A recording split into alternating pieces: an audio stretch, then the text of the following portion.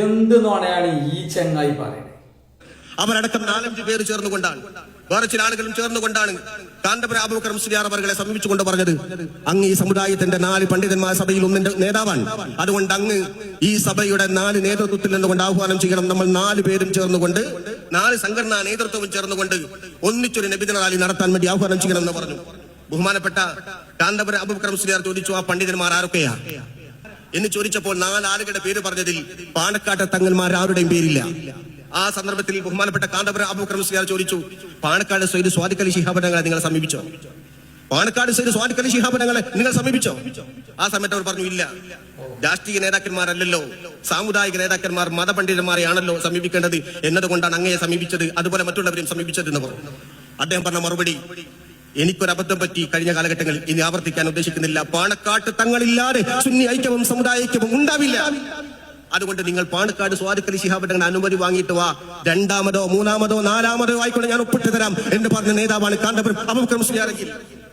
ആ കാന്തപുരം അബൂബക്കർ മുസ്ലിയാർ ഒരു കാലഘട്ടത്തിൽ അദ്ദേഹത്തിന് സംഭവിച്ചിട്ടുള്ള ചില അപജയം അത് തിരുത്താൻ അദ്ദേഹം തയ്യാറാവുകയും പാണക്കാട് കുടുംബത്തോട് ചേർന്ന് നിൽക്കലാണ് സമുദായത്തിന്റെ ഐക്യമെന്ന് തിരിച്ചറിയുകയും ചെയ്തിട്ടുണ്ടെങ്കിൽ, ഈ പാണക്കാട് കുടുംബത്തിന്റെ ആയുസ് നിൽക്കുന്ന കാലഘട്ടത്തോളം ഈ സമുദായത്തിന്റെ നായക സ്ഥാനത്തിരിക്കുന്നത് അവരെ തന്നെയാണ് സമൂഹം തിരിച്ചറിഞ്ഞു. പടച്ചറബേ, അവസാന നാളിൽ ഇങ്ങനെ കുറെ തലീകെട്ടന്മാര് വരും എന്ന് പറഞ്ഞു.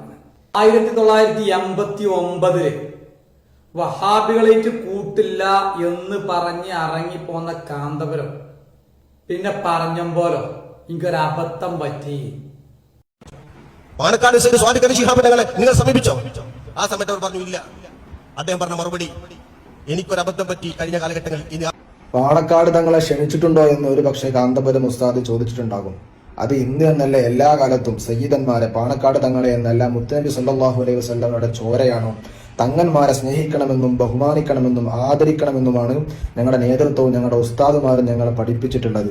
അത് എല്ലാ കാലത്തും ഏതെങ്കിലും ഒരു ഘട്ടത്തിൽ കാന്തപുരം ഉസ്താദോ കാന്തപുരം ഉസ്താദിന് അണികളായ ഞങ്ങളോ പാണക്കാട് തങ്ങൾക്കെതിരെയോ ഏതെങ്കിലും ഒരു തങ്ങന്മാർക്കെതിരെയോ സയ്യിദന്മാർക്കെതിരെയോ എന്തെങ്കിലും പറഞ്ഞതായിട്ട് ആർക്കെങ്കിലും കാണിച്ചു തരാൻ പറ്റുമോ? ഒരിക്കലുമില്ല. അപ്പൊ എല്ലാ കാലത്തും അവരെ സ്നേഹിക്കണമെന്നും ബഹുമാനിക്കണമെന്നുമാണ് ഞങ്ങളുടെ നേതൃത്വം പഠിപ്പിച്ചിട്ടുള്ളത്. പിന്നെ അബദ്ധം പറ്റിയത് ഒരിക്കലുമില്ല.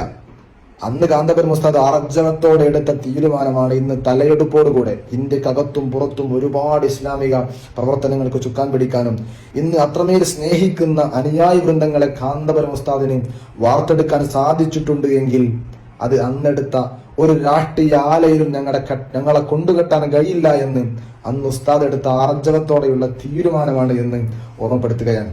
നാസർ ഫൈസി കൂടത്തായിനെ വെല്ലുവിളിക്കുക. കാന്തപുരം ഉസ്താദ് ഈ പറഞ്ഞ കൊല്ലം, മാസം, ഡേറ്റ് ഒന്ന് തെളിയിച്ചു.